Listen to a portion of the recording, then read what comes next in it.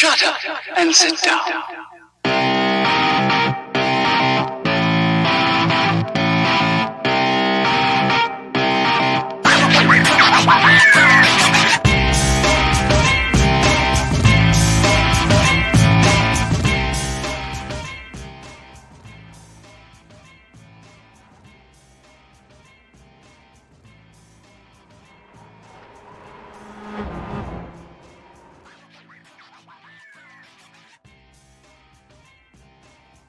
Welcome to the final round of the 2020 ChampCar iRacing series.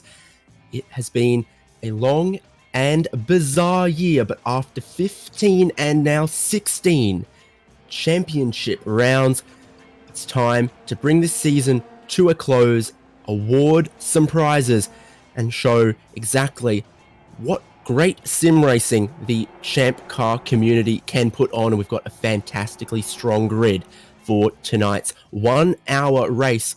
Qualifying is just wrapping up, and then it is 60 minutes with a pit stop around Laguna Seca in the Mazda MX-5 Miata Cup car of 2010.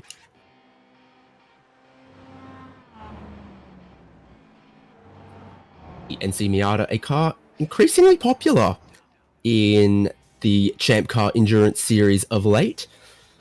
And championship leader Alex Albert was telling me about racing against one at VIR just a couple.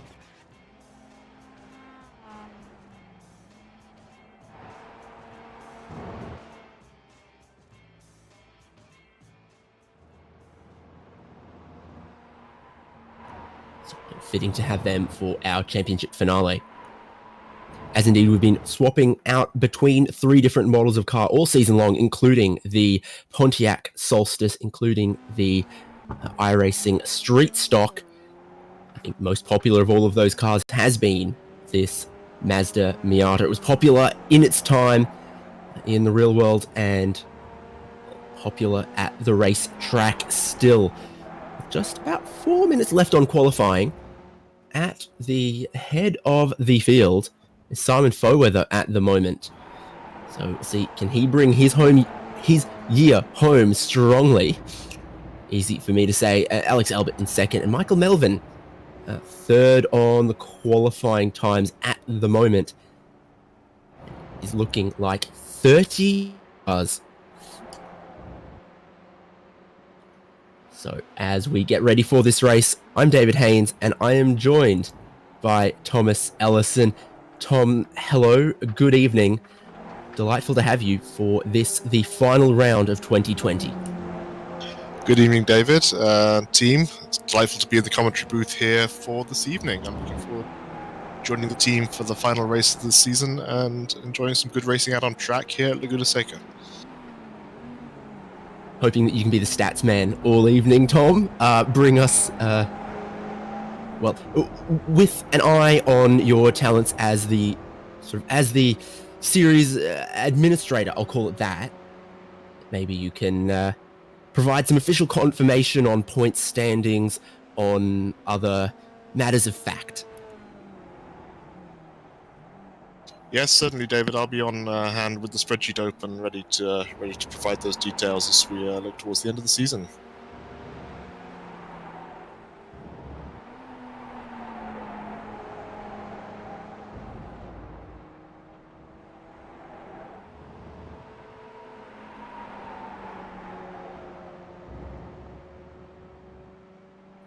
Exactly the reassurance I needed as we look at some of the last laps of qualifying. And of course, we've been to VIR Full, we've been to Sebring, we've been to Road America. This isn't the longest lap of the year.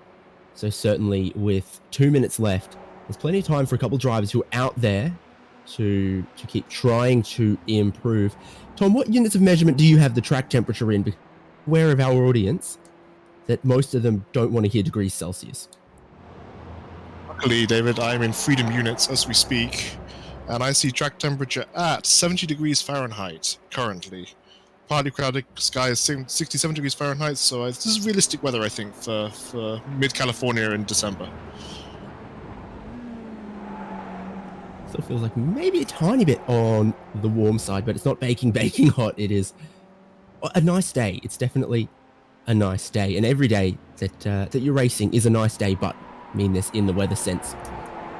Certainly, and ChampCar traditionally is at Laguna Seca in December, which is why we have this season finale.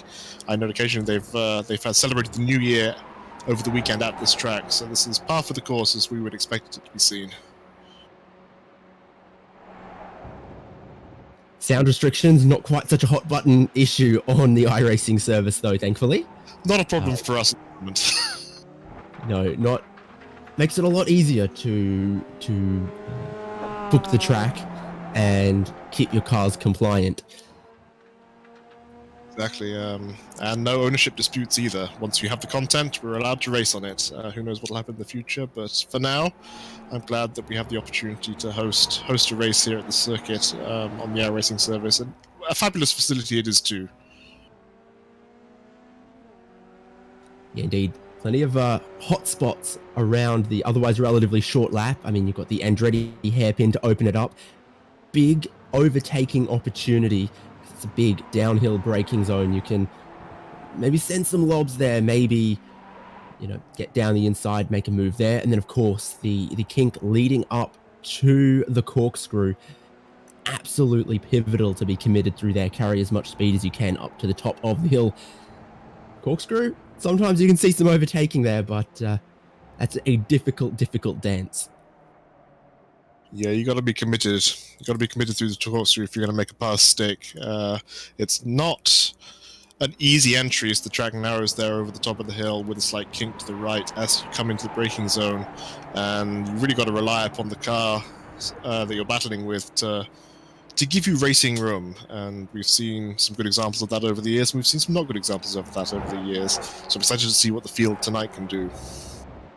Always makes the highlight reel either way, whether it's the pass for the lead or it's a sizable repair bill for the competitors. It always makes the highlights reel one way or another, and then of course into the final corner you can maybe surprise someone. That's also a pretty big braking zone, but the checkered flag is out on qualifying at the moment. Everyone on a flying lap, as we've been looking at Gene Sirota, for example. Club Canada livery on the bonnet there will be able, on the hood as they say in these parts. They do indeed. That will be able to complete his lap, but it's not looking so hot. That is the final corner I was talking about. And of course, Team Canada there running number 27, famously carried by Gilles Villeneuve and Jean Alesi in the Ferrari. So some good Canadian racing heritage being respected there from Jean Sirota. This is the kind of Tom facts I was hoping we were signing up for. We're getting them. So only just a tiny one or two cars left out on track, like Jacob Hiller's practicing his pit entry. Kevin Robinson's been in the pit lane for a little bit, but at the end of qualifying is not a bad time to practice your pit entry because it's not the simplest here. Certainly not. It's tight, it's narrow, and you have to brake hard because it's tighter than actually the final corner. So however much you think you need to slow for the final corner, you just slow more for the pit entrance. And certainly in my experience of league races here, we have seen cars understeer into the tyre barrier on the outside. Something to look forward to tonight, I hope. Chris Knisley is celebrating the end of his qualifying session, but of course they got to practice their pit exit as well, because that's also a tough one here with its own little hairpin on the inside of the Andretti hairpin. But that is a wrap on qualifying for Laguna Seca, and indeed for 2020. So then let us look as they grid up to get ready for this 1 hour race at the starting grid. Simon Foweather on pole, championship leader Alex Albert in second, Michael Melvin in third, Joshua Soto in fourth, Justin Hall in fifth, Nicholas Love in sixth. In seventh place is Jacob Hiller, Gene Sirota in eighth, Charles Kowalczyk in ninth, and David Levine in 10th. Yeah, and Simon Foweather starting on pole. I believe this is his first pole of the season. Indeed, what a great performance in qualifying there to be a couple tenths ahead of Alex Albert, otherwise very, very close across our grid. In 11th, it's Andrew Kosick, Jason Finek 12th, Corey Barrett in 13th, Kevin Robinson 14th, Clinton Ford in 15th. He's driving a Mazda this time. Ben Shout in 16th, Peter Moan in 17th, David Palermo 18th, 19th is Scott Grinnell. And our buddy from down south, Christopher Knisley is in 20th, and there's 10 more cars on the grid. They are Neil Hancock, Greg Van der Weert, Jonathan Patterson, David Warden, Danny Robinson, Rachel Kosick, making the father-daughter duo of the Kosicks on the grid today, and Rob Craig, Jim Dixon, Jordan Dorrans, and Kyle Seiler, the last of 30 cars. And there's a couple at the end there without qualifying times, but they don't need a qualifying time to be able to grid up and join the field. And Tom, we get treated to a full pace lap behind the Porsche iRacing safety car here. Yes, indeed. Full pace lap S. This is a rolling start, which is true to the ChampCar endurance racing series that we're trying to model here. Of course, in that series, the field is led out onto the track about 15 minutes before the green flag is to roll. We run behind the pace car for a few laps as we get up to speed and the field gets ready to go, due to the field sizes that we would expect to see at those races. So this is kind of an homage to that, is that we have a standing start in the a rolling start in the iRacing series as well. And of course, other series that run with these cars did do rolling starts as well, even for their sprint races. So these cars are very, very capable of a standing start if you needed to do it. But the North American road racing tradition normally goes for a rolling start, and it's the same for the endurance racing tradition. So which row is the one to watch on the start? Well, of course, the front row, leading us down towards Andretti Hairpin for the first time. It's going to be interesting with Foweather on the inside, Alex Albert on the outside. But, behind there, I don't know what to expect out of Michael Melvin and Joshua Soto. Justin Hall and Nick Love on the third row, though, have been racing against each other in the various machines at tracks all season long.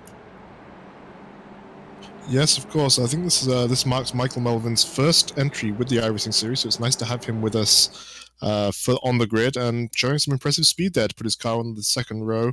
Joshua Soto has done a few races with us this season. I'm not quite sure how many, but a couple. I recognize the name.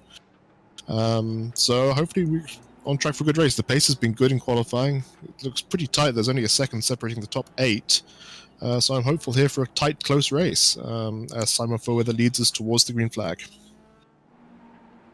Yeah, that's what's great about this car. Always very, very close. You throw 30 drivers at it, and at the pointy end, there's always only going to be 10 seconds. We're about to find out as they go racing. The pace car is pulled in. Simon Foweather still maintaining pace car speed through the final corner.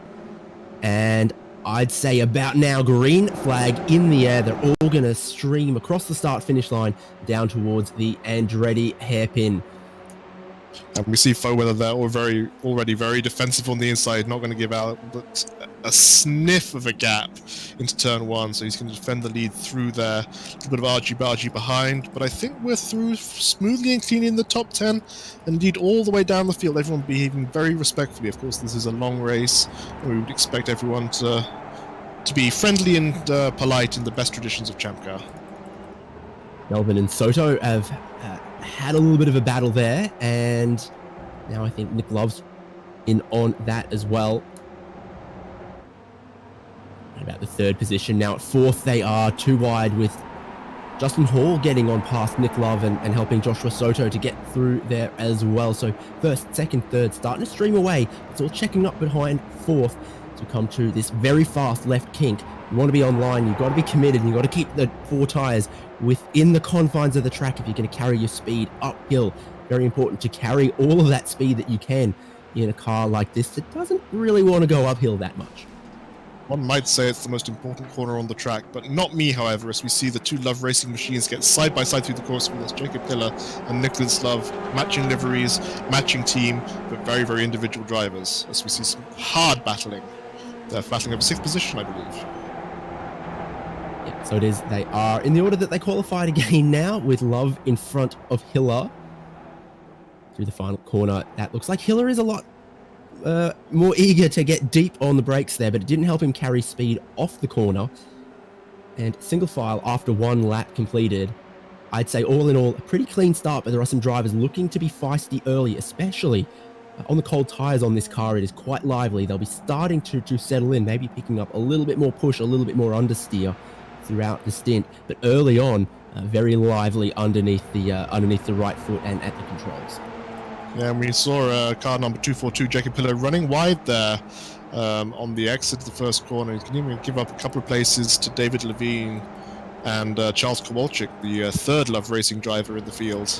So some battling there between Hiller and Levine through turn 4. Levine onto the grass, but now fighting back, under braking for turn 5. This is a great place to overtake, and he's going to make the move stick. Oh, a bit of squeeze there from Hiller. And once it's one Charles Kowalczyk off the road in front of them as well. So very, very fierce here at 8th, 9th, and 10th at the moment. And Hiller, quite a lot of that curb on the apex there as well. Very, very sharp curbs at some places around here, Tom. Yeah, taking a lot of liberties with that curb there. You can tell he's not paying for his fancy hubs. That Miata, I don't think he'd be nearly as keen to take that much curb in a real race at a real ChampCar event. But some great racing, great respectful space being given between Hiller and Levine, and we're seeing some good battling now with Corey Barrett in the car 69. The red 69 is also getting involved, trying to put a move there on Levine. Yeah, also Levine into being a little bit defensive into the final corner. This is where the over-under comes in. You try to cross back underneath, and longest straight on the track towards one of the heaviest braking zones at the hairpin. This is a place to make a move. Barrett's got speed, but he's not going to get to the inside around this time, as he can cut back underneath, but he can't. Give it a go, but I think Levine's a little bit braver on the brakes there, hugging the inside, not going to give Barrett a sniff on the exit. He's going to hold position, holding 10th position overall. So 2 laps completed, recapping. Simon Foweather leading just 3/10 ahead of Alex Albert, who is not going to let him get away, and then there's a little bit of fresh air between them and the battle for third. Michael Melvin, Joshua Soto, Justin Hall, and that is chopping and changing as we Soto down the inside on Michael Melvin. A little bit of banking, a little bit of camber to the inside of the corner there, I think is really helpful if you can get down the inside. Yeah, you need to get right down to the apex through that corner and just let the camber of the track help you carry speed, and you can make a good move stick there on the inside, as we see Soto getting a little bit loose there on the entrance to the corkscrew. Nice car control, holding it together now through the roller coaster section, down through turns 9, 10, and 11. And these guys are on the limit. These are not hanging around at all here between Soto, Melvin, and Hall. Not keen to let the duo of Foweather and Albert get too much of a comfortable lead out front. It's definitely not comfortable for the leaders, but they are still within sight of this pursuing 3. And Soto, as you mentioned, using all the track and then some. There's several times around the lap here you see him just... You called it grass. I'd hesitate to call that grass around the outside of the track here, but definitely at the penultimate corner, carry all the speed possible. So, certainly some form of arable pasture, let's leave it at that, in the drought-stricken state of California. But, I mean, track limits here, we do not enforce incident limits within the ChampCar iRacing series. Some other series would. We just rely upon competitors to generally play nice, be respectful. You don't abuse things. Like, you're going to run wide, that's fine. In real races, I see it all the time. People will use the track limits and then some more. But if you start to abuse things, as we see there, car 36 of Michael Melvin running very wide in exit turn 5. It's fine. It's safe. Everyone's being respectful. So we keep racing. It's good fun. It's sort of 2 corners in a row in that fast section of the track where you exit the corner and you're heading straight uphill. So that is so critical to carry all of the speed. That's why you're running wide as they do. Never lift. That's my philosophy. I feel like you've stolen that from someone I know, but sure. See there, Alex Albert taking our words of advice to heart there, running very wide through the penultimate turn. All 4 wheels on the gravel, but he kept his foot in it, and he's still behind Foweather here. These cars now running about half a second faster than the trio in 3rd, 4th, and 5th. So they've pulled out about a 2-second lead at this point, out of DRS range if this were a Formula 1 race. And I think Albert here would be maybe well advised to not fight for weather so harshly and just build a little bit more of a cushion, bide his time, save his tires, and then we can see how the race develops.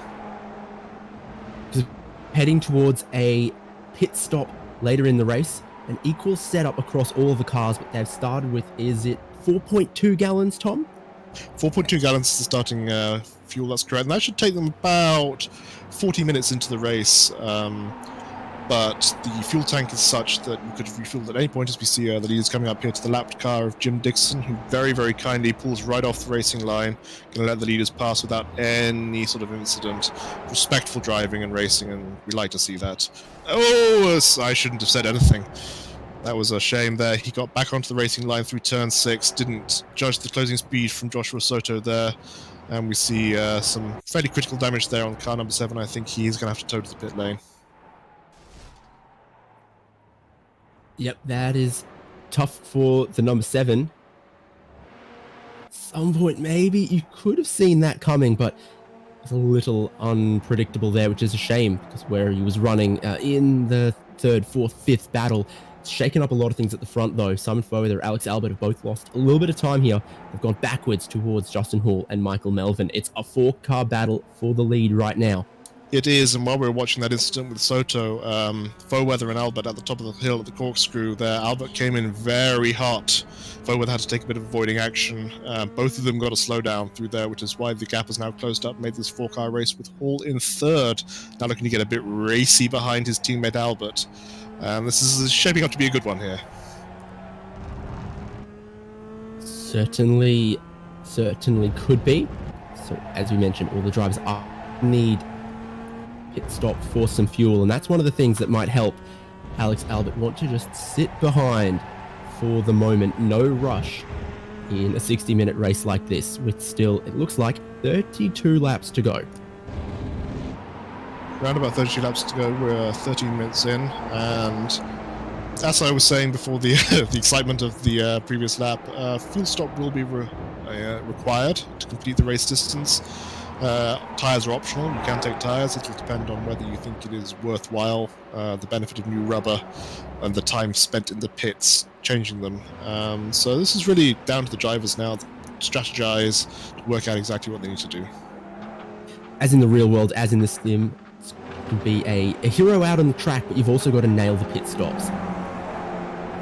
Absolutely, everything. There's multiple factors in a successful race weekend. It's not just the fast lap heroes. It's the team, it's the driver, it's the coordination, it's the strategy, and everything playing into your hands just right. As we see some good battling here for the lead.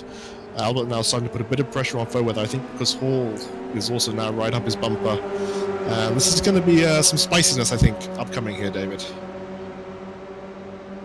Could be. We've got some very wily competitive top 3, though. There's no rookies here. They know what they're playing for. They know how this race is going to play out, and so they know when to be patient and not do anything risky, and when it's time to go on, get in there and make a battle of it. I'm noticing, I didn't know, Simon Foether in new paint this race. I had not seen him in the iRacing 890 livery before. Now that's a livery I recognize from the ChampCar series in real life. There is an E30 that runs that livery and that car number in the E30 called Ella. Or maybe that was the previous car called Ella, but regardless... No, I think they still have Ella, and then they've also gone and built 891 LMA. Ah, that's right. Yes, you're right. And it's a very nicely prepared E30 car. I remember battling with it intensely at Indianapolis this year. I think we were in for the same position towards the end of the race on Sunday and having some fun.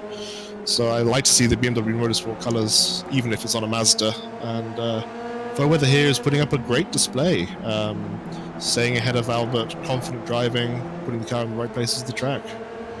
Unlike Hall. Justin Hall, yeah, not putting it in the perfect places of the track. But that's another one of those corners around here where you've got to get down to the apex to get the banking to have the car rotate.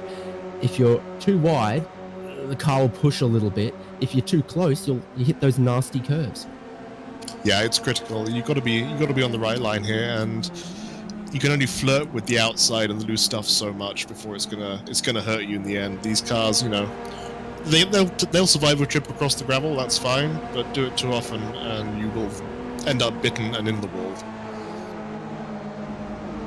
Exactly. You can only flirt with it so many times before it becomes something more serious.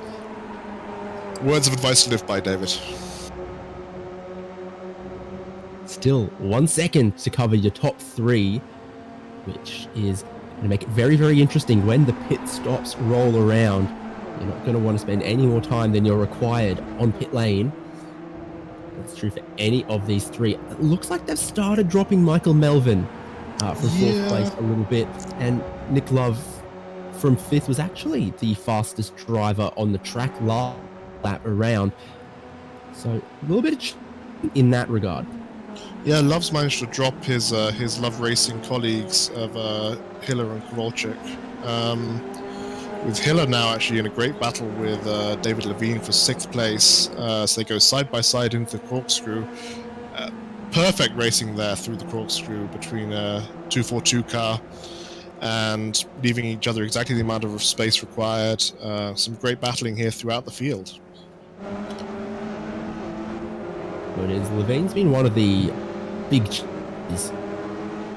Up 4 positions. Corey Barrett in 8th is up 5. And Gene Sirota, I think, has had a problem. He has. I was just watching that out of 10th position. The number 27 car of Gene Sirota through turn 9 was battling Charles Kowalczyk. They made contact. No one's fault. They were leaving each other's space and just a little too close. And Gene went for a half spin into the gravel, but no car damage done. He was able to reverse out, get back on track, and he's back in the race now, looking to make up the positions that he's lost.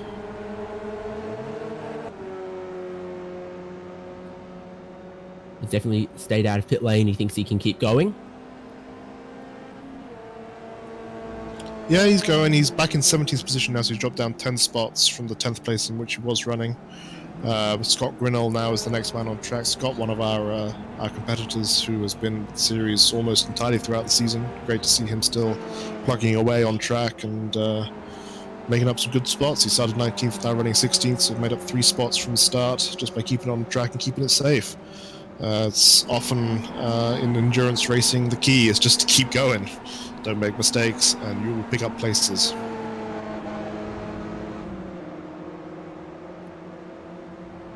Let's check in with sorry, David. I was going to say, let's check in with the car 691 here. Chris Nicely, speaking of picking up places, he started 20th. He's now on the hunt behind Clinton Ford for 10th place. And this is a nice little gaggle here. We have battling over 10th. 4 cars: Clinton Ford, Chris Nicely, Peter Monin, and Ben Shout. And they're all nose to tail here through the second part of the lap, on the limit here and looking to make it count. A little shy of that apex we were talking about for Chris Nicely, but it still sets him up to have a dive at the final corner, and I think he might have gotten a little bit of assistance with going for that one. He bounces across the curb, leaves a generous amount of room on the outside. I think you can call 10th place Chris Nicely's for the moment. Yep, Chris, we know he's pretty quick. Maybe qualifying down 20th did not show his true pace, and now he's looking to make amends, moving up the order. But Clinton Ford's not going to give this easily. He's going to come back at Chris through the first corner, and this might give car number 18, that's Peter Monin, a little bit of a chance to get alongside into turn 3. Clinton Ford's going to defend the inside and keep the position. But this is some great racing here throughout the field, and it's great to see the field of 30 cars on track having some fun. I think it opened up Clinton Ford a little more than he was expecting, because Peter Monin had a couple of corners here. Now dropped back in line with Ben Shout there as well.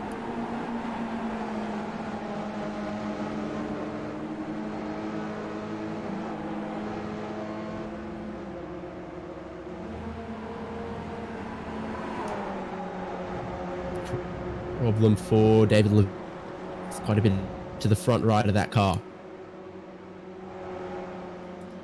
Yeah, I'm not quite sure what's happened to David. I think that's the kink has bitten. He's come a bit wide, found the grass, gravel, dirt, dust, and then at great speed found the tires as well. Thankfully, he hasn't bounced back onto circuit. He's stayed out of everyone else's way. But that is exactly what happens when you are too brave at the kink. It's a track that can bite you hard. These walls are not far away from the track, and you put a little bit of a wheel offline, and it will come back and hurt you. So David Levine in the pits there, taking some repairs. Of course, in this series, we do offer the drivers one fast repair. It is the polite thing to do, we think, in a series that is able to offer you the chance to get back out on track with minimal cost of time or money. Quite unlike the real world champ car here, but we see David Levine in the pits taking advantage of that fast repair. Also taking some tires on the right-hand side and the left-hand side. Some new set of rubber. He'll take the opportunity to fuel up, and then he'll be back out on track, hopefully ready to start making up those positions, courtesy of the early pit stop. And, well, I'm thinking he'll definitely lead lap with this, and then, of course, everyone else will have to pit. So, hopefully, we'd see him be able to into the racing in the second half. I would think so. And if we as we come back up to the front of the field here, Simon Foweather is still in the lead, maintaining a gap of about 0.3 per second over Alex Albert. Not much. Justin Hall now is tucked into third place, right behind Albert. They've dropped Michael Melvin a bit, Nicholas Love, who are about 3 and 7 seconds back from the leader, respectively. So it's looking very much like a 3-horse race for the win at this point, David. And a big congratulations to currently third place running Justin, married in the last week. Phenomenal news, I think you'll all agree. We've all had a difficult year, I'm sure, and these plans are not quite maybe what the Halls would have been expecting at this point, but they are delighted to celebrate that with him. And nice that he's able to race. Any faster or any slower, but he's still there in third place with an extra ring on, I guess, probably. It could be a weight disadvantage, of course, although these are somewhat lessened in the virtual scenario, but no, thrilled for Justin and enjoying seeing him drive. First, second, third, very committed at the kink, but they had just then Levine was able to manage. So once again, accordion of the top three, 7/10 between them. Yeah, great racing from the top three, and I think this is going to be the top three. Now we see Michael Melvin 4 seconds behind the leader, keeping in there. If there's an incident, we're kind of approaching the back of the lap field at this point, all the early pit stoppers. So certainly potential for some delays or some incidents to befall the top runners. So it's important just to keep in touch here, and I think really could be anybody's game at this point. There's still a lot of racing to come. Now, Tom, 2 big prizes up for the ChampCar iRacing series this year. Both of them a free entry into a ChampCar event with your choosing, up to about $1,500, I believe it is. The first one of them is going to our championship winner, which is very much looking like it's going to be Alex Albert with the points lead he enjoys. The second one, they drawn amongst drivers who have completed at least 12 of the rounds this season. So you do enough races, your name goes into the hat, you could be up to win that very, very valuable and very useful prize. Do we have any updates on who could be in the running for that one? We do. So absolutely correct. The second award prize goes to a person who is randomly drawn from a selection of competitors who have competed in at least 12 of the rounds of the season. We offer 16 rounds in total with 4 drop weeks, so 12 rounds is the magic number for a full season of participation. And I ran the numbers this week, assuming that everyone is going to be here tonight. We're going to have 9 drivers in the running for the random drawing prize.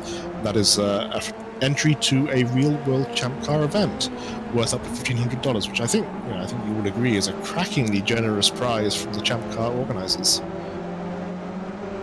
Yeah, very, very useful for current drivers to be able to have that in their back pocket to get racing in 2021, for current team owners,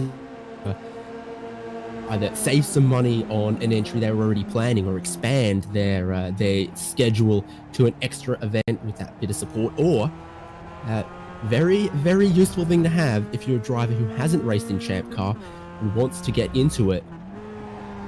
Absolutely, and that's really what we see the series becoming, is an opportunity for virtual drivers who have speed and experience, who are curious about an entry into the real-world racing competition, to have an opportunity to then compete against real-world drivers who can introduce them to the series, introduce them to the season, and then ultimately be given a chance to win the opportunity to enter a real-world race. And ChampCar will work with all the competition winners to be found a seat for the race of their choice, and they will work with a series of teams who we know offer rental seats to drivers, and would be very happy to have a newcomer on board their team who could offer them recompense with respect to race entry. And then we would see, hopefully, a brand new driver offered the opportunity to take their skills to the real world, which is tremendously exciting.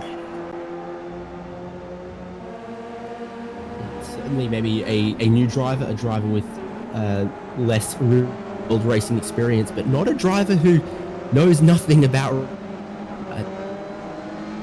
I think it must be said that of all of the newcomers to ChampCar Endurance Series that you could welcome on board, someone who has competed in a lot of the sim races or been the champion, probably an ideal candidate for a rookie driver. I would agree, and I think it's people underestimate but are becoming increasingly aware of the translation of skills between the virtual racetrack and the real-world racetrack. It's a truth universally acknowledged that a fast driver in sim is probably going to be a pretty quick driver out on the track. I like to think that my own huge-ass team that we're seeing here... Sorry, David? Great to know that you're slow on both. Cheers. Just mentioned that I've had the fastest lap this season at all the races that we've done. And it's nice to see that we've had some success of bringing our virtual skills onto the real-world racetrack, and and likewise we've seen, particularly in 2020 with the quarantine disruptions to our regular schedules, we've seen a lot more drivers from ChampCar who are quick in ChampCar bring their skills to the real racing track. I'm talking about people like Chris Huggins, Chris Nicely, Paul Roddy, and they've proven to be quick on the virtual track, as we know they're quick on the real track. So these skills do translate, and I would hope that a quick candidate in the virtual series would be an excellent candidate for a real-world seat and could step into one with their team feeling confident they could perform. So still watching the lead, where it's very, very close between Foweather and Alex Albert. Justin Hall's dropped back a second or so, and while the slipstreaming in the draft isn't super powerful in these cars, definitely still exists, especially on the pit straight, where it lets you get a second closer, an extra mile an hour or two. It does, it's a factor, and also the draft is enough that even if you're not necessarily gaining enough speed to make a pass, you are being pulled along as such. You can probably breathe off the throttle a little bit down the main straight, lift off a little earlier into the braking zone, not lose any time, but save a little bit of fuel. And in this race where we do have a pit stop, that is going to be critical when we come to pit lane. It'll enable you to put a little bit less fuel in your car during the pit stop, and that will give you a time advantage coming off pit road. That's why it was so intriguing when you had three cars within 1 second of each other, because it's very easy to lose or gain 5 seconds or more in the pit lane. Huge sideways moment for Alex Albert in second. Foweather also led him off the track there, but Simon Foweather a little bit more restrained than how sideways Alex Albert wanted to get. I think these boys are starting to push now. They're realizing that we're halfway through the race now. Pit stops are coming up. Now's the time to start putting pressure on your opponent, seeing if you can force them to a little bit of a mistake maybe, and find a gap to pit in. Also approaching some lap traffic up ahead of Foweather. We have Peter Monin, David Levine. Both those cars have already pitted. They're not necessarily slow drivers. These guys were running in the top 10 prior to their pit stops and any incidents they've had. So this is going to be bit of a challenge for them to stay in front of the leaders and see how the top three negotiate this traffic. Knowing that they're no slouches, at some point you surprised to see Simon Foweather start to catch some traffic and decide, you know what, actually, now is the time for me to make my pit stop. Certainly, that was what would be going through my mind at this point. We're halfway through the race, so any benefit you're going to get from new tyres is going to be about equal if you choose to take them. If you don't, it doesn't matter. You can pit whenever you want and take your fuel that you're going to need towards the end of the race. What would be of interest is where they would drop out when they come back out onto the track, if there's a gap in which they can drop into clear air to give them some free track time on their new tyres with their fresh fuel load. And that's a more difficult thing to judge in Sim, because we don't have a team, or most people don't have a team analysing this back at the pit wall and working out the optimal strategy. So a little bit of driving on faith here required from the drivers to work out when the best time they feel is for a pit stop as they come through turn 6 very much on the curbs, very high in the air, pushing hard. Foweather might like to break away at this point. If I'm Simon at this point, I'm thinking I'm either getting past these guys this lap or I'm pitting. Now Monin has very, very politely pulled off the side there, given Albert and Foweather a nice gap. Hall got a little bit held up, went a little wide, but Foweather is indeed pitting, as we predicted. He's gone for it. Hall is following him. Albert is staying out on track, so Foweather hard into the pits, hard on the brakes, avoids the outside wall, and now down to pit lane.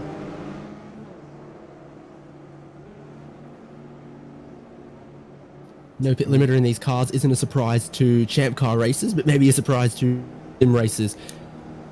Foweather, Hall, Melvin, all in the pit lane. Alex Albert with the fuel or the desire to go one longer, and this is a make or break him. I think personally, looking at the attitude of the cars coming to the final corner of that lap, Alex was of the mindset to do the opposite of whatever Foweather was going to do. If Foweather was going to pit, Alex is going to stay out. If Foweather was going to stay out, Alex was going to pit. So looking now to make a strategic opportunity, see if he can get a bit of an advantage. Foweather is off pit lane now. Car is fueled up, ready to go. He's going to look. He's looking like he's going to come out into some nice bit of open track there. So that strategy has paid off well. He's going to be exiting just in front of Jean Sirota. Justin Hall behind him. Sirota may split the two here, but I think Hall's going to get out just ahead of him. It's going to be tight into turn 3. We see Sirota and Hall. That's going to be tight through there. But good driving from Justin, good driving from June there, and yeah. And now we're going to see how Foweather does on his lap. He's keep the car up to speed quickly, and see where Alex Albert is going to leave us. And Albert into the pits. Not a giant surprise to see him go one lap longer. Almost everyone has pitted except Jean Sirota and Jay Safianek. Maybe see them at the end of this lap. Potentially the pit stop time is about 30 seconds for Foweather, and so Alex Albert really to match that or go quicker. Yeah, no, I know Alex. He's always very, very precise with his pit stops. He will always maximize the car on entry and exit. He looks like he's taking fresh tires, so that is the strategy.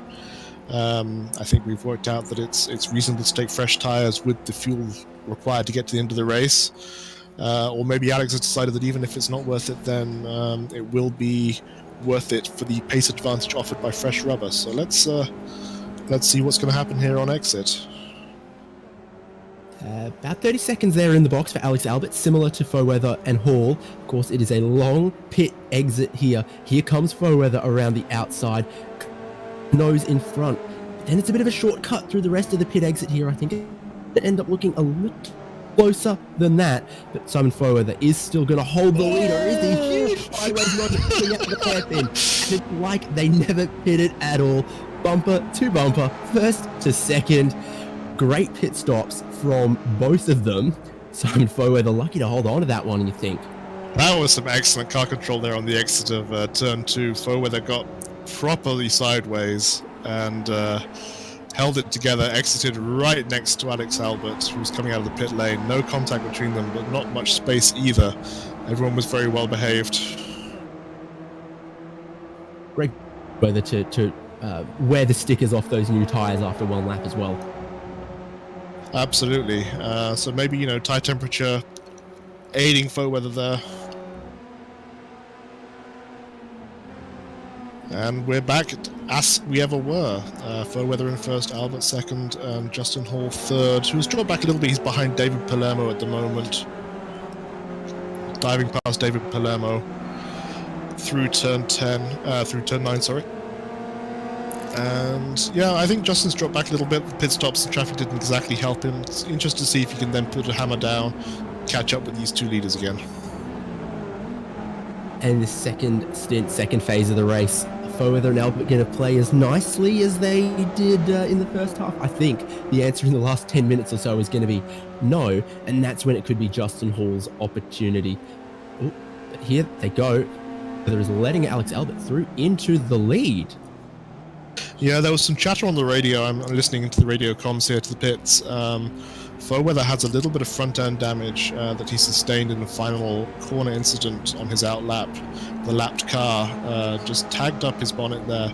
It's compromising both his engine temperatures and straight-line speed. So I think he's decided to settle in behind Alex and see if he can rely upon a slipstream to maintain position.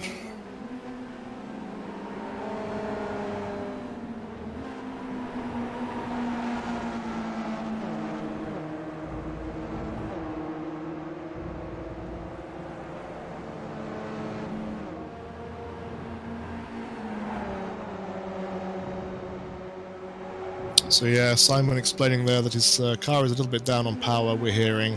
So I think he's going to tuck in behind Alex here, try and just stay behind him, follow him, take advantage of that slipstream that we've discussed, and hopefully maintain second place. But I'm sure Justin Hall's been listening into these radio transmissions, being relayed to him from the pit wall, and he's now going to be out for blood.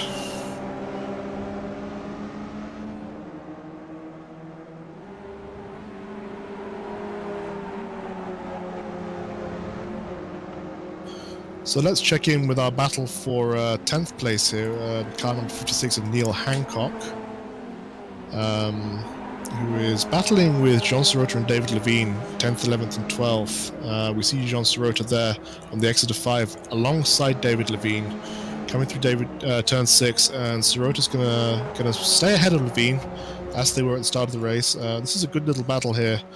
Charles Kowalczyk is also involved, but he's a lap down. He had some issues earlier this race. So I think he's just merely along for the ride.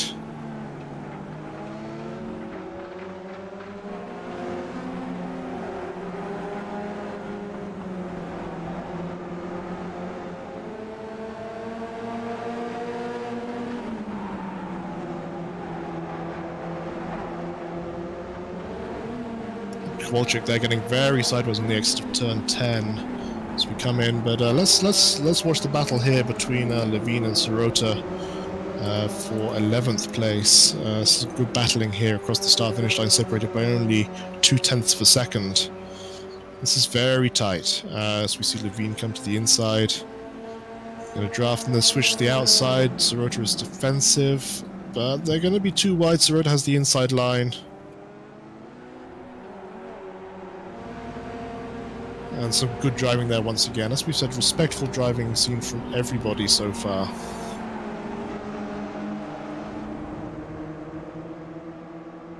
Sometimes tradition at the end of the year is to let your hair down a little bit, but I think the driving standards have not been let down. Maybe the drivers treat this one a little more casually, but not in giving respect. We've definitely seen quite a few lap cars be very generous, and in the wheel-to-wheel battling we've seen, nothing malicious, but robust at times. Robust at times. This is racing. You don't expect to give up a position easily, and that's the way it goes. But yes, lap traffic has certainly been well behaved from what we've seen, and that's what I would like to think is endemic and part of what makes ChampCar a good experience on the track as well. You are out there in the real world with cars of greatly differing pace and ability, but space is often given. Everyone's very courteous and aware of closing speeds, and it can make racing a real delight. And that's hopefully the mindset that we continue to bring into the virtual series.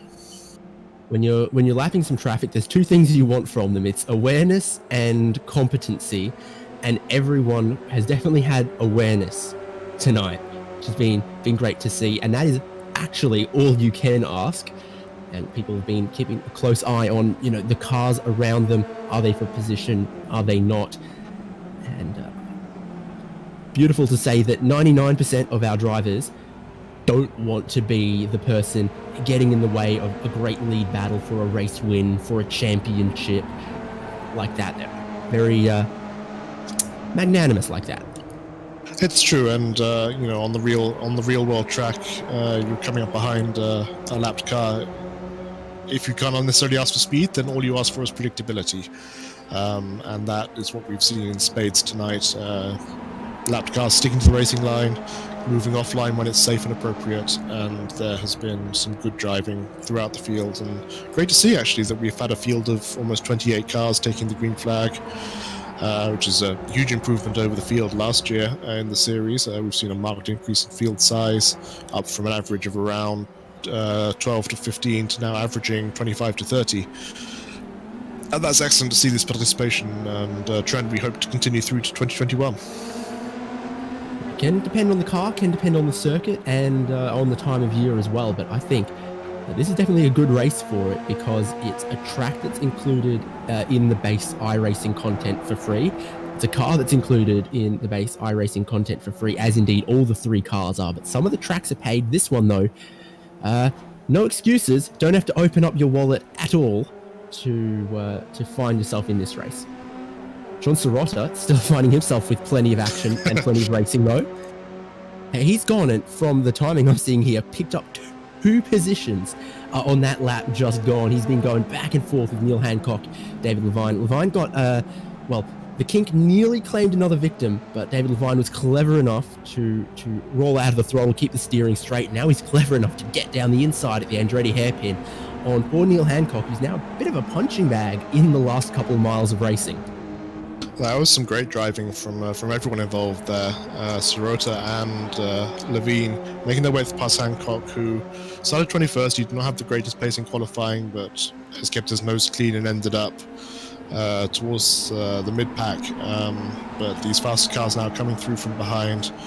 But, it's racing for position. You got to be polite, you got to be fair, and everyone left the right amount of room, and some great racing on display from everybody. It's very gratifying to see. Again, another time where David Levine is a lot more confident through the kink. Sean Sirota has the inside to the corkscrew to cover that one off.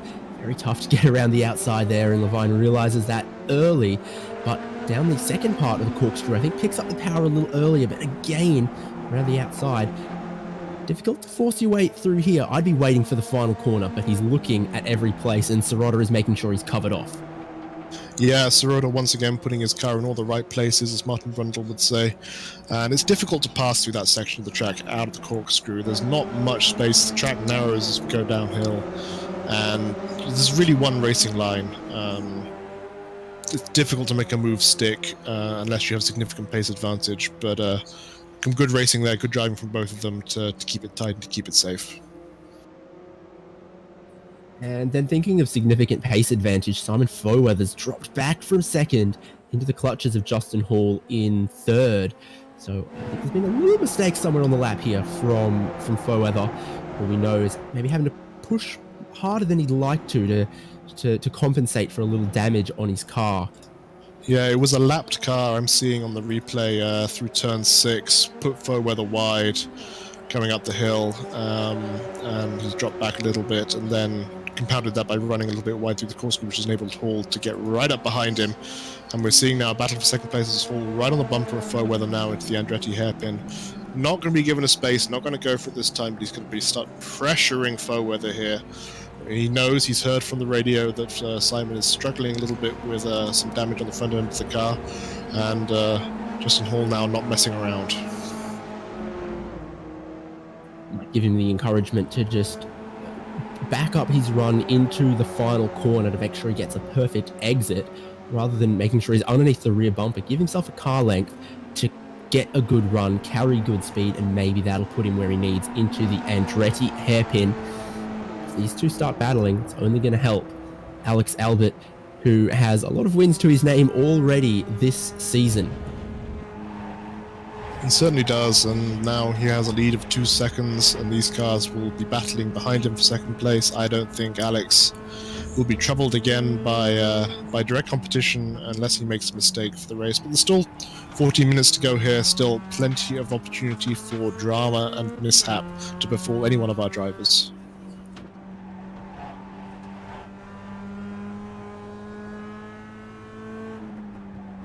Someone parked off the track there and I don't immediately recognize. There's 161 there of Charles Kowalczyk has pulled off to the side and just appears to be admiring the view there of the middle Californian countryside. He was a lap down already, so not affecting the results in the top 20. As we look back at the battle for second place between Foweather and Hall. Hall content now to sit behind Foweather, who is not going to make it easy. He knows he has car damage, but he's certainly not going to be looking at making a move, and actually pulled back some time there on Albert that lap. Yeah, consider me surprised as well. About 0.3 of a second there. They're keeping it underneath 2 seconds between Foweather and Albert, and what could be the cause of that? Is Albert just, driving more cautiously now he's in the lead? Has he got a problem? Is he worried about fuel going the distance? Because he was right up behind Foweather all of the first half of the stint. That would have been, telling him that his consumption was low. Now he's been the leader for, 10, 15 laps here. His consumption's going to be higher now than it was before he pitted. That's correct. So a lot of these drivers, for our new viewers who may not be aware, use a software called JRT, or Crew Chief, which estimates the fuel required to complete the race during the race based upon live consumption figures. Now, as Alex was behind Simon Foweather for the first half of the race, his fuel consumption would have been per lap lower than it would have been in clean air. So that means that the projected amount of fuel he would have needed to complete the race would have been based upon that lower number. Comes into the pits, assumes the lead post pit stop, and now maybe marginal on fuel, so maybe he's doing a little bit of lift and coast here behind lap traffic and taking it easy. That said, he's just put a 40.4 in, car behind 40.1, so another 0.3 from Foweather and Hall there, closing the gap a little bit more. Foweather's definitely not slouching around now. No, driving nicely and hanging the car right out to the edge of the track. So we see Albert there getting held up a little bit behind the lap car of Peter Monin, who's now going to pull to the side, let him through on the entrance to turn 5. But he compromises exit to 4 there a little bit. Monin driving aggressively, but considerately for a lap car. He's going to give the space. He's going to leave it a space. All the time. You have to do that, apparently. You do. It is known. But I think Foweather and Hall here are going to catch him on the entrance to the corkscrew, which is not the easiest place to catch a lapped car. Monin has sufficient pace here, hopefully, to not get in the way too much, but I fear as we were saying, the second half of this lap is not an easy place to pass cars, and yeah, I think Foweather's being compromised here by Monin. Much less opportune through these couple corners here than it was earlier in the lap. And then, again, you're compromised for the end here. He is going to look to dive down the inside, and then the door is closed a little bit there. And again, Foweather lights up the rears in probably second gear. Yep, these cars, they may be 2-liter little engines, but they've got lightness, and you can spin up these cars, and you can get these cars sideways under power, especially in the lower gears. And Monin again not necessarily making it easy for Foweather and Hall to get past here, acting effectively as a blocker for Alex Albert. Foweather now going to go on the inside of turn 3. Hall's looking interested about following him, but gets the door slammed in his face by Monin. That's not going to please the married man from Florida. No, because he's still very, very close with Foweather for all of this. Now, he gets the treatment that Alex Albert got a lap ago. But it means that there is no cars within a second of each other in the top 10, at least briefly. I think Hall gets a slightly better run up the hill, and he might just, keep himself anchored to Foweather, who bounces across that curb, the inside of the kink. And we see the effect of that lap traffic there. Alex Albert's lap was 40.2, Foweather 40.9, so dropping 7/10 of a second there on that lap, and that's undone a lot of the work that he'd built up in the previous 2 laps. So time to regroup. We have under 10 minutes remaining in this race, so time is running out really to make a move. So he's going to start pushing harder, I think. I think we're going to see some, as we see there, right out to the exit of turn 10, going to see some fireworks in the battle for second. Certainly hope so. That'd be interesting to see. Hall just ramp it up a little bit for the final couple laps of the season. And Justin has been a consistent competitor. He's done a lot of races with this season, and I know him very well from our racing with Team Huge Ass as well. And he's been a great supporter of the season, and it's great to see him improving and often challenging for the win here on any given Wednesday. And it would be nice for him to round out on the podium, regardless of whether it's second or third, I think. Absolutely, it's back underneath a half a second between Foweather and Hall in the battle for second.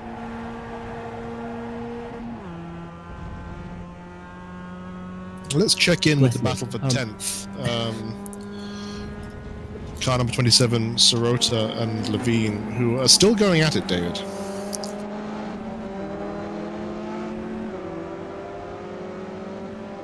Yeah, there's a second or so still in there.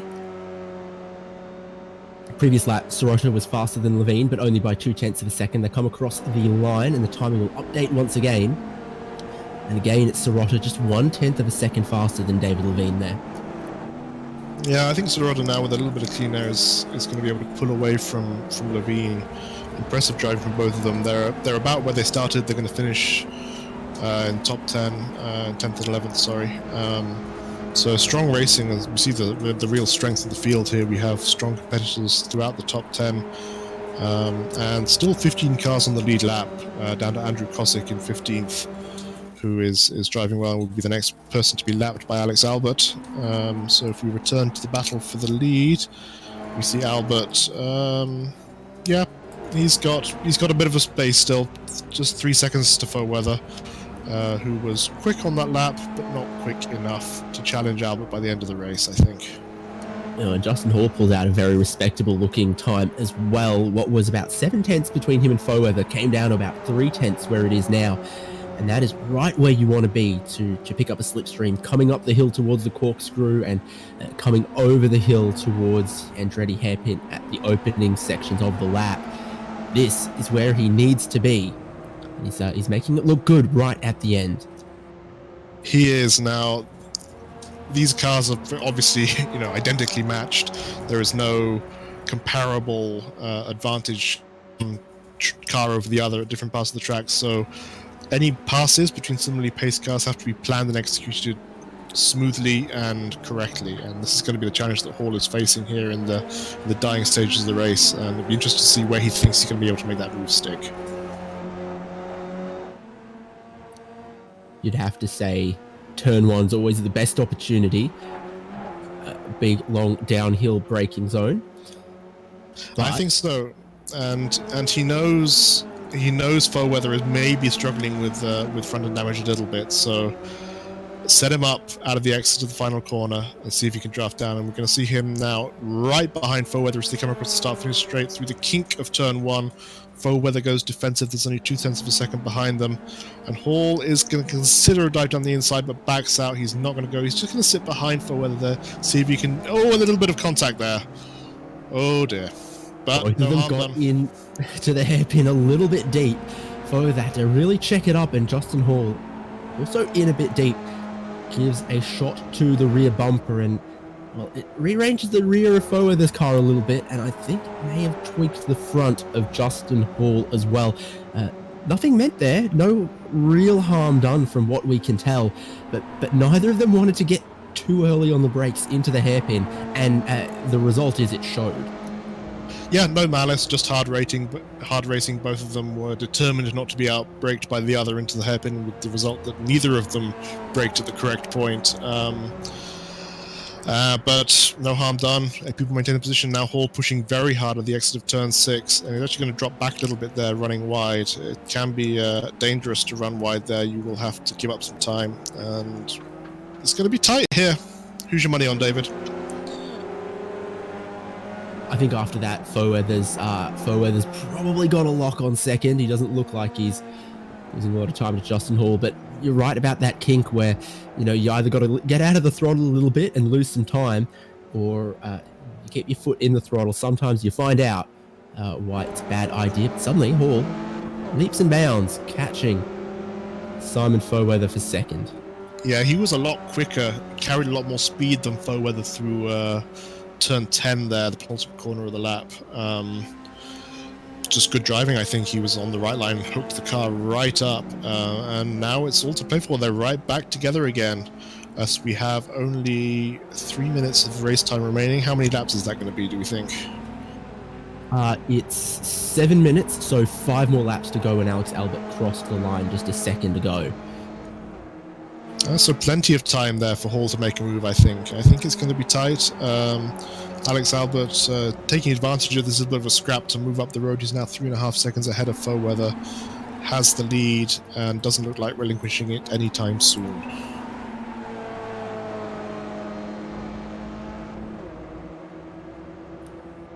So there's a comfy little gap then for the leader, Alex Albert, who for the first half of the race sort of went back and forth with Simon Foweather here.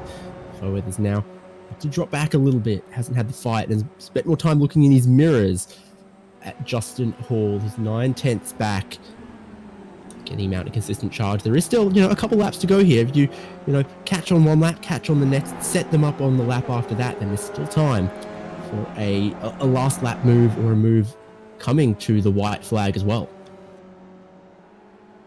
Absolutely. Alex Albert there just putting a lap on Andy Kosick. So he is lapped up to 15th position. Jay Sofianek is the car in 14th, a little bit down the road. It's unlikely, I think, that Alex is going to catch him. He may do before the end of the race, but Jay is not racing anybody at the moment. On his lonesome there in 14th, car number 17. With Scott Grinnell a couple of seconds ahead of him. These guys just maintaining position and to the checkered flag. So I think the race for second here is going to be the key. Alex Albert has the win unless something dramatically drastic and alarming happens to him. So let's focus here on the battle for second place.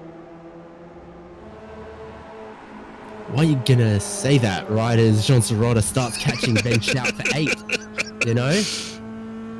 Again, there could be some other drivers out there that underfueled potentially. I haven't really seen any signs of many doing that, but always possible. It's always possible, as we know.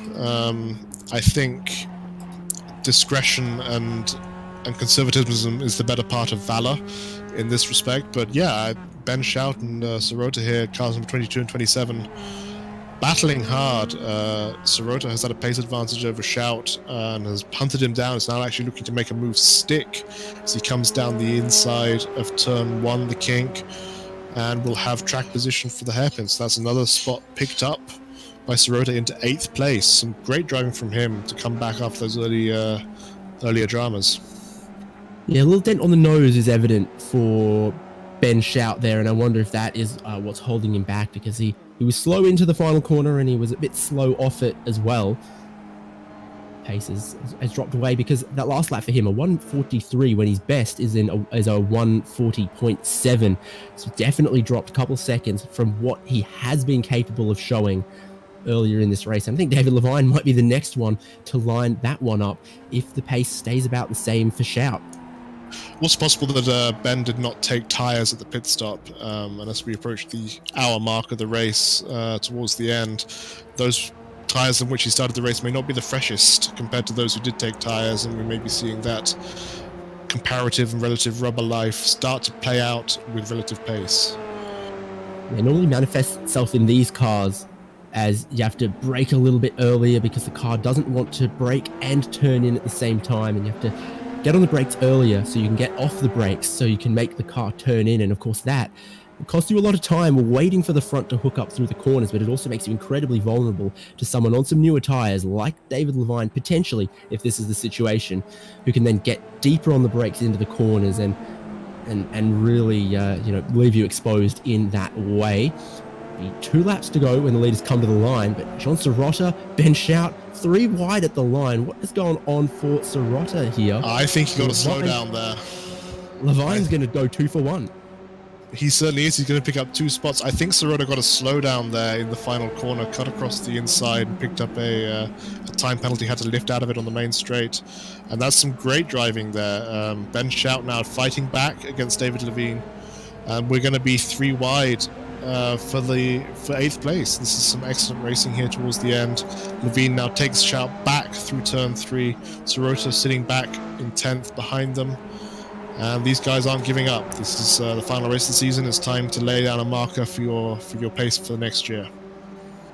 Yeah, so Shout had the inside covered for the hairpin, but Levine went around the outside, got the inside for the next corner. Sirota sticks his nose there, and then Shout runs wide off the track. Thought he could cover it, but Jean Sirota up into 9th, Adam Levine up into 8th.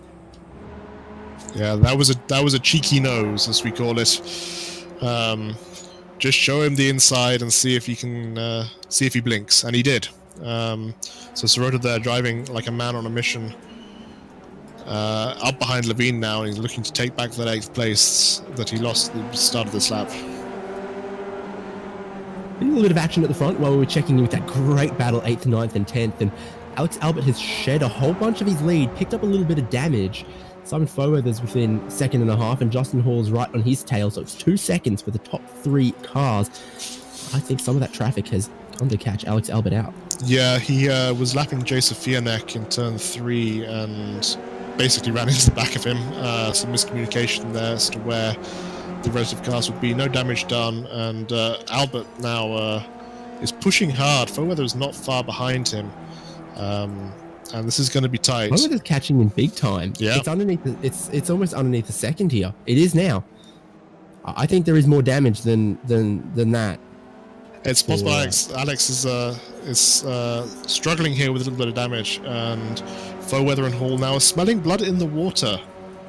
Potentially 30 seconds left. We've just started the final lap, so it's one more tour of Laguna Seca. Can Alex Albert hold on? Will Foweather catch him? And Justin Hall in 3rd. Lurking, looming, as he has done all season long and all race long as well. I think it's the long straights that are going to hurt Albert the most. I think he can hold on through the corners, he can hold on through the corkscrew, and he's going to be difficult to pass in the final sector if he wants this win. Fower's also a little bit damaged, but I don't think as badly as Albert. The rear all crumpled in, the front left crumpled as well. Now all these cars bearing various battle scars as we toward the final lap here, and this drag up the hill is going to be really telling as to where the relative engine speeds and paces sit with any aerodynamic or mechanical damage. Well, I didn't see the delta shifting much that time, coming towards the left-hander, but up the hill looks all square as well. Albert might just be able to hold on to this one, especially as we come to the final sector, but thrilling conclusion with that all closed up here. Not in the final lap of the race, the final lap of the season. Just a couple more corners, and this win would absolutely cement Alex Albert as the 2020 Series champion. A little bit more traffic, 2 more corners to go, and Fower's going to have to go around the outside there, and Hall, I think, picked up a slowdown at the corkscrew. So to turn onto the pit straight and face the checkered flag, Alex Albert going to the line to be the winner in round 16 of the ChampCar iRacing series, and with that closes out his championship in fantastic fashion. Yeah, great racing there on the final lap.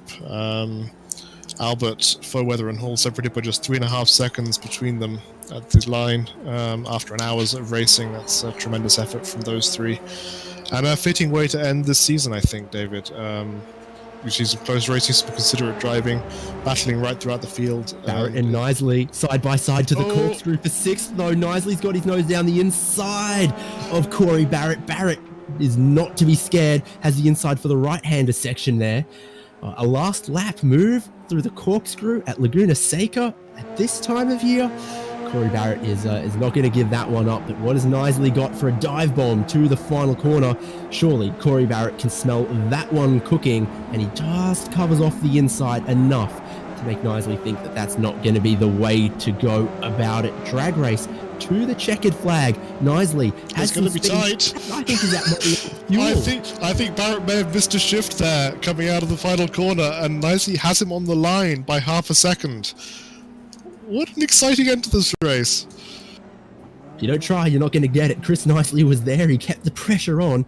And from the final corner to the checkered flag, he either grabbed the gear shift better or he had the fuel left in the tank. I think Knisley's actually pretty pleased with himself. And fair enough, he moves up 2 positions in this race from 8th on the grid to grab 6th place in, can we call that the final 100 yards of this race? If that, it was right at the line. And it was very, very exciting indeed. So we have some drama here right to the end. Fantastic to see. As we see Nicey there celebrating with some donuts. We'll allow that. We'll allow that. The track is closed. No one's racing anymore. As Alex Albert got the fuel to put any donuts in, or is he headed to the pit lane? I think he's going to go around and we might see him at the start-finish line, but quickly, let's run through the results now. Everyone's crossed the finish line, and Alex Albert, your winner, but only by a second ahead of Simon Foweather, who then had 2.5 seconds to Justin Hall. Michael Melvin, what a quiet race, but to grab 4th place, fantastic work in a 30-car field. Nick Love in 5th. Chris Knisley we saw in 6th versus Corey Barrett in 7th, and David Levine in 8th. Ben Shout 9th. Scott Grinnell in 10th. See the rest of your top 20 on screen there with Sirota, Hancock, Kosick, Safianiak, Monin, Ford, Patterson, Van der Vert, Rob Craig, David Warden, Danny Robertson, Jacob Hiller, the rest of the field. Alex Albert's put his nose to the pit wall there and is smoking his rear tyres in that fashion for a standing burnout. That's popular in oval racing sometimes. Alex is an oval boy at heart, I think. Born and bred on the mean ovals of Richmond, and is now celebrating in the fashion celebrated by those oval races. See how much of those rear tyres he's leaving on the pit straight pavement here as well. The last drivers who took the checkered flag that I didn't mention were David Palermo, Charles Kowalczyk. So what order should we do this then, Tom? You're Mr. Spreadsheet. Do we have an update on how many drivers are going to have their name in that hat to win a very, very generous prize supplied by ChampCar? We certainly do. I count 9 drivers in total. I will put the final standings, the spreadsheet, in the forum once I've tabulated all the championship results. But I see 9 drivers now who will be eligible for the random drawing, and those names will be sent to Doc and to Dana Morrison, the CEO of ChampCar, and they will arrange for the random drawing, and we will then publicize those results in whatever format they deem to be necessary. It's very exciting. I look forward to congratulating the winner on the good news. So let's bring in our podium. Let's get their thoughts on this race now, David. Starting with Justin Hall, I think. Sure. Third on the podium, Justin Hall. We really had a great view of Albert and Foweather mixing it up, but just not able to launch a run at them at the end there, buddy? No, I was trying a couple times, getting caught up by traffic or missing my braking marker. Just couldn't put together the lap required to get by. And then on the very last lap, I caught a slowdown, either the corkscrew or the turn right after, and so that was that. We were enjoying the battle you were having with Simon. It looked like his car had a bit of damage that maybe would have impacted his lap time in a straight line. Did you consider that when looking at a place to make a move? Even with the damage, I was still just trying, like hell to keep pace with him. So, I heard about the damage, saw Alex got by, kind of let him by, and yeah, just um, couldn't get it done, unfortunately. But still a great race from you, Justin. And as I was confirming to the viewers earlier, you have been a stalwart competitor throughout the season in the ChampCar iRacing Series. Going to finish up, I think, second in the championship overall, which is a great result. And will, of course, be entered into the drawing for the prize of a race entry. What would your plans be if you won that? Yeah, thanks for the praise. As far as the reward goes, I think I'd probably do something local, just to get introduced to some local teams, and either Sebring or Daytona, most likely for that. Fantastic. And of course, I want to finally mention a fact alluded to by David. You had some good news in your outside life this week as well. Yep, I'm a married man now, so now I Hey, going from thanking my girlfriend, thanking my fiance, to now thanking my wife for all her love and support. that's great news, and I'm sure I speak on behalf of all Upgrades, of our people. viewers. Upgrades. Upgrades. The lady has become a wife, and I think we're all very happy for you. So, last race of the season. Is there anyone you particularly like to give a shout out to, and your thoughts on the season, and looking forward to next year? Yeah, just shout out to you guys. Really appreciate all the effort and time that you guys have put into it. Derby as well with the producing. That's it's just great to have these races broadcast, and just really looking forward to next season. Delightful. Thanks for joining us, Justin. And we look forward to being able to announce news later about 2021. And I know that news will reach your ears, Justin, and hopefully we'll see you again. Let's keep going through the podium then, shall we, Tom? Because second place Simon Foweather is standing by and he joins us now. I don't think there was a minute of that 60-minute race, Simon, where you weren't either battling someone in front of you or trying to put a gap to someone behind you. That was very close by ChampCar iRacing Series standards. Yeah, that was it was close for all three of us. Alex and I were just cruising along for the first half. I think we both knew that the pit stops were going to be key, and I was a little bit surprised when Alex came out that we were exactly the same position we were a couple of laps earlier. So that ended up being nothing. But the big difference for me was I had a bit of a miscommunication with the back marker, and he braked a little bit early, and I smashed into the back of him, and it kind of lost a bit of aero, and the handling completely changed. It took me a few laps to get used to the new way it was driving, but I couldn't really hang on to Alex at that point, and it was just a race between myself and Justin. I was looking in the mirrors most of the time. You've come on leaps and bounds to being a real threat for the race win here today. What does the ChampCar iRacing do? Because we see you quite often. A delight to have you, and I've definitely noticed improvement. Yeah, I've been working on it, and early on in the year, I would say I was fast but unreliable, and I was just full send every single lap, and it usually ended in catastrophe. And as time went on, I realized that maybe just kicking back a little bit, especially before the pit stop, is beneficial. So I've learned a lot over the last few months. So I think I'm getting there. I've still got a ways to go, but it's been good. It's been an experience for me.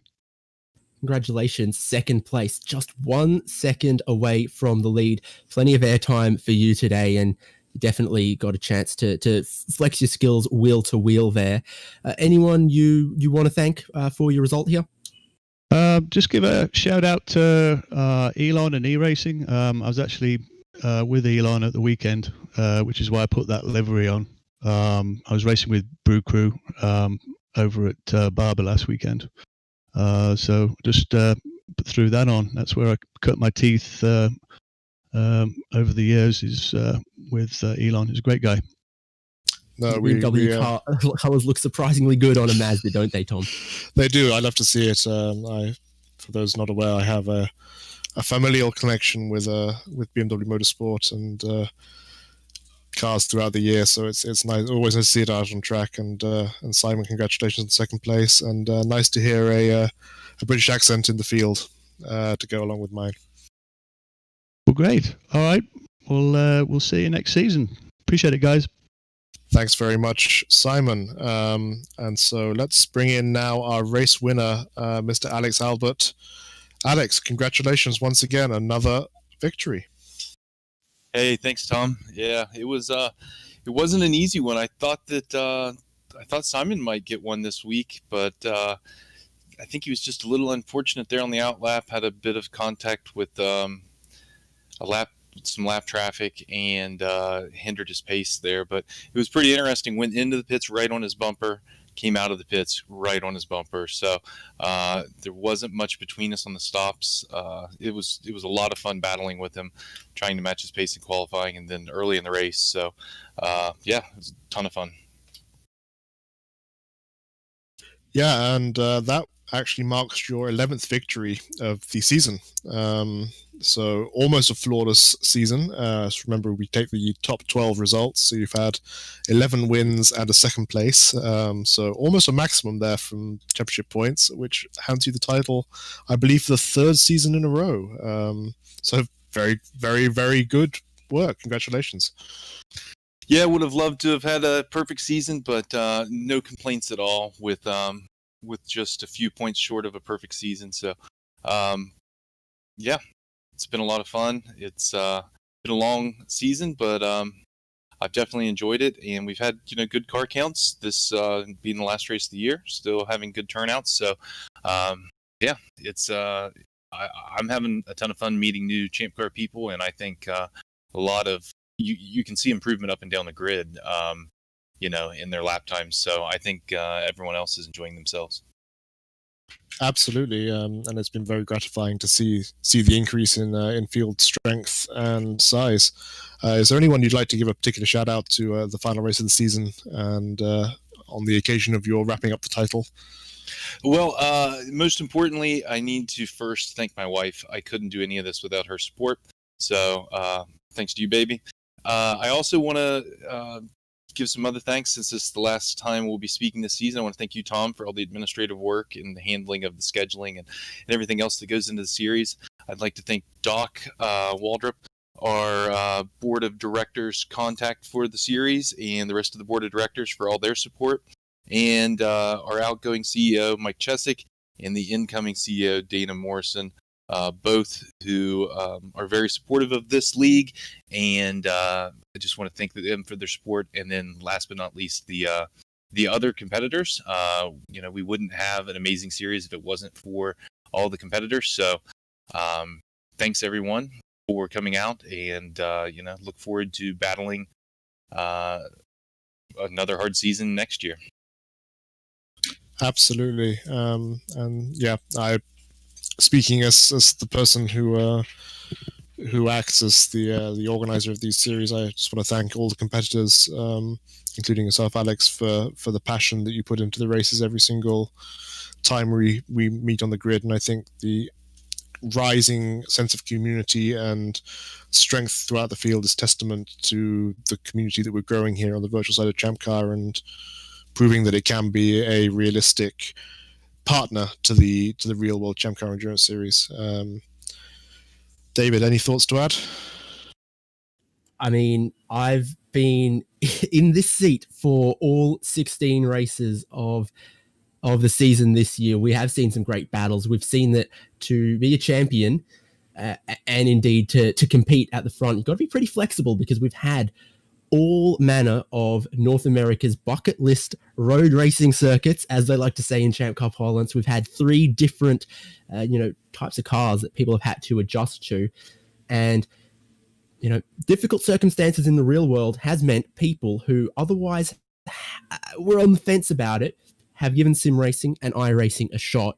A lot of them have stuck around, had a great time, really, really improved. And that's what, in my opinion, this series should be about and is about. Goes both directions. It brings the iRacers towards ChampCar, and it creates a place where the ChampCar drivers can mingle, can learn, can battle against each other, and stay engaged and interested with what's going on in the world of the ChampCar Endurance Series. Absolutely agree, and that's really the philosophy that we want to drive forward, and hopefully continue to grow in 2021. So I will leave our viewers with those thoughts, and happy anticipation of future seasons with the ChampCar Endurance Series and the ChampCar iRacing Series.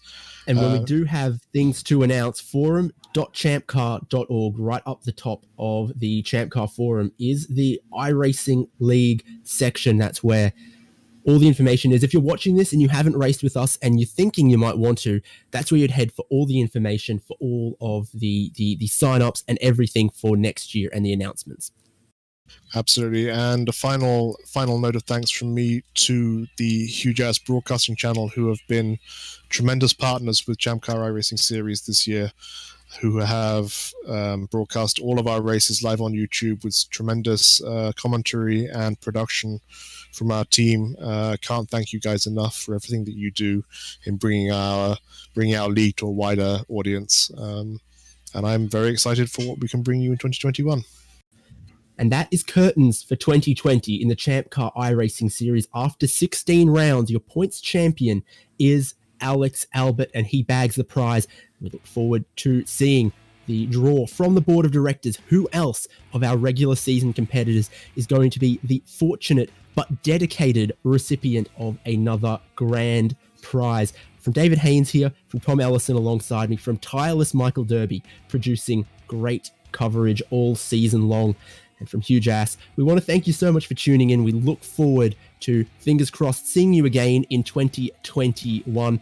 That is all she wrote from Laguna, Seca. Good night. Happy holidays, everyone. Good night. Thanks.